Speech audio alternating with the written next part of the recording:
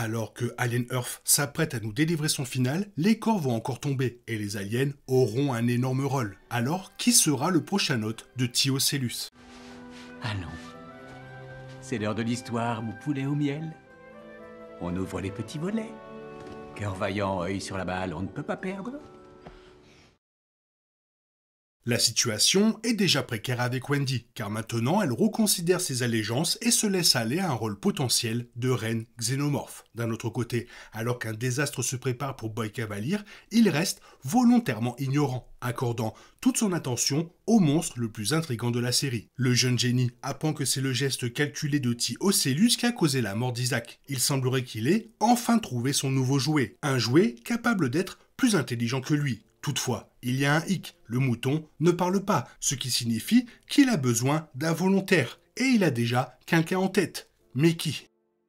La série a assuré son succès et sa longévité en s'éloignant de la formule et en offrant aux spectateurs davantage de monstres à craindre. Outre la terreur et l'agressivité familière du xénomorphe, les fans ont été particulièrement stupéfaits par la performance terrifiante de l'alien œil. Bien que moins menaçant que l'extraterrestre emblématique, Tiocellus est resté pertinent en arrière-plan en accomplissant des actions horribles et époustouflantes. Il a déclenché à lui seul la mort de plusieurs personnages grâce à ses stratagèmes tactiques, que ce soit sur le Maginot ou dans le laboratoire Prodigy. La question se pose, un xénomorphe peut être abattu et tué avec la bonne arme, mais comment déjouer un œil intelligent qui prend possession de corps ? Ses capacités de résolution de problèmes et ses capacités cognitives impeccables ont piqué la curiosité de Boy. Mais ce n'est qu'en voyant la vidéo montrant comment il a utilisé son hôte pour piéger Isaac et le mener à la catastrophe qu'il a découvert son véritable potentiel. Boy Cavalier posa la même question que le public. Pourquoi l'œil a-t-il agi ainsi alors que cela n'avait aucun effet direct sur sa situation? Il fut fasciné par le fait que Tiocellus connaissait les conséquences de son action et l'a immédiatement déplacé pour une session individuelle. Le PDG de Prodigy est convaincu que l'œil appartient à une civilisation avancée, mais cela n'a pas été facile à confirmer, car il est logé dans un hôte sans capacité de parler. Naturellement, si Boy Cavalier veut avoir une conversation décente avec Tiocellus, il devrait lui donner un hôte, sacrifiant ainsi volontairement un autre être. La priorité du jeune génie est d'évaluer la différence d'intelligence entre l'œil et son hôte. Quand Atom lui suggère de choisir un idiot, Boy Cavalier accepte, car cette option lui permettrait d'évaluer l'intelligence du monstre. Mais il est frappé de plein fouet, il n'a pas besoin de chercher, car Boy a déjà un candidat à éliminer. Dame Sylvia est une personne à Neverland qui énerve Boy Cavalier ces derniers temps. Il a détesté déjà pour son attachement excessif au garçon perdu. Et maintenant qu'Arthur est qualifié de conspirateur, elle est devenue un fardeau pour lui. Bien que Boy veuille comprendre comment Tiocellus affecte l'intelligence de son hôte, rien ne s'oppose à lui doter d'un esprit déjà exceptionnel. Il s'agit également de comprendre la puissance des capacités cognitives de Tiocellus si on lui donne un cerveau intelligent. De plus, Boy Cavalier a déjà admis que Dame Sylvia possède l'un des esprits les plus brillants qu'il ait jamais vu. Mais elle n'est pas encore assez intelligente pour qu'il la considère digne de son égal. Mais s'il lui insufflait un extraterrestre, cela satisferait son goût élitiste pour l'intellect. Avec l'île au bord du chaos total, Dame Sylvia semble en position de vulnérabilité. Dans une telle situation, Boy Cavalier a deux options. Soit il cède à sa mauvaise habitude de rancune et la sacrifie, soit il la garde auprès de lui comme seule personne capable de gérer les hybrides. Quoi qu'il en soit, Dame Sylvia ne semble pas avoir de solution facile. On ne sait jamais ce qu'elle fera lorsqu'elle apprendra que les hybrides sont responsables de la mort de son mari. Le frère de Wendy ne faisait pas partie du plan de Boy Cavalier lorsqu'il fut amené sur l'île de Neverland. Néanmoins, il voit en Joe une opportunité et un bouc émissaire biologique potentiel, au cas où il aurait besoin de jeter un os aux extraterrestres. Ils ont déjà utilisé son poumon endommagé pour concevoir un xénomorphe. Alors, qu'est-ce qui empêche Boy d'utiliser le reste de son corps, en particulier sa tête, pour héberger une autre forme de vie extraterrestre? Toutefois, il y a un hic. Toute action hostile contre Joe provoquerait la colère de Wendy qui a déjà des réserves sur la façon dont Boy gère les choses. Elle est convaincue que les garçons perdus et les extraterrestres ne sont rien d'autre que des marchandises coûteuses pour Prodigy. Par conséquent, ils n'ont ni liberté émotionnelle, ni droit. Du point de vue de Boy Cavalier, Joe Hermite est d'une intelligence moyenne et serait le plus facile à manipuler s'il mentionnait ne serait-ce que le mot Marcy.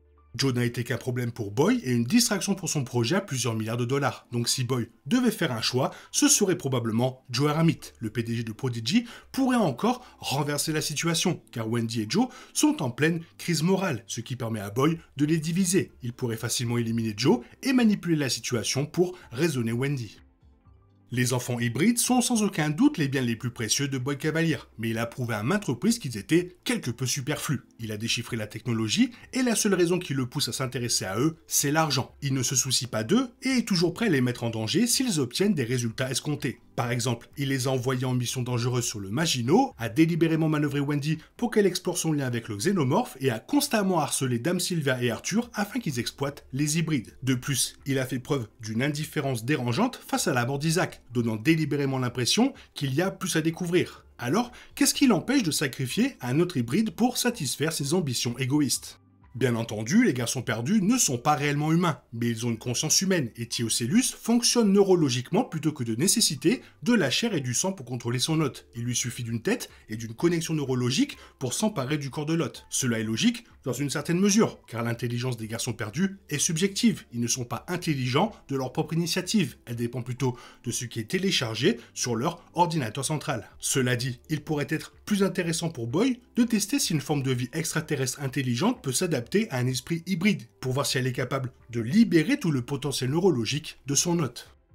S'il y a une chose qui est restée constante dans l'univers d'Alien, c'est que la grande méchante compagnie n'obtient jamais ce qu'elle veut. Finalement, quel que soit leur progrès, les extraterrestres finissent toujours par les rattraper. De ce fait, la folie périlleuse de Boyd Cavalier est trop risquée et peut facilement se retourner contre lui. Il pense avoir le contrôle ou que Thiocellus cherche à se plier à ses étranges habitudes. Mais ce qu'il ignore, c'est qu'il pourrait s'agir d'un stratagème. Thiocellus étudie tout le monde depuis qu'il s'est logé dans le corps du mouton. Le public a désormais appris que l'alien effectue des manœuvres méticuleusement calculées qui finissent souvent par lui être favorables.